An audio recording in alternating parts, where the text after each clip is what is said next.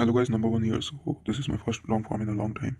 Today I'm gonna gamble 30 million on bat fireworks. So I bought 30 bat fireworks for 30 million. I bought it a couple of days ago, so it is a bit cheap. You might get it for 50 or 60 million. So at first there is a compilation of launching the fireworks and killing the pinatas. It's a great compilation. You can watch or you can skip a minute to see the loots after every couple of fireworks. At last there's a calculation of how much profit I get. So enjoy.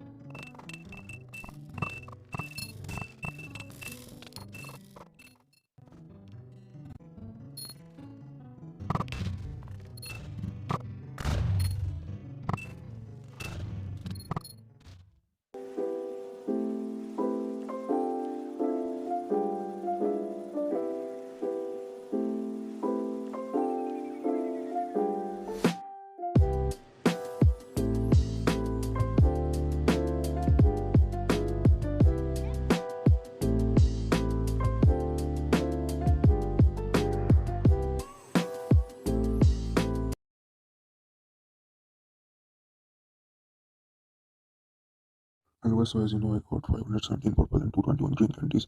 So the average price of purple candy would be 223k approx.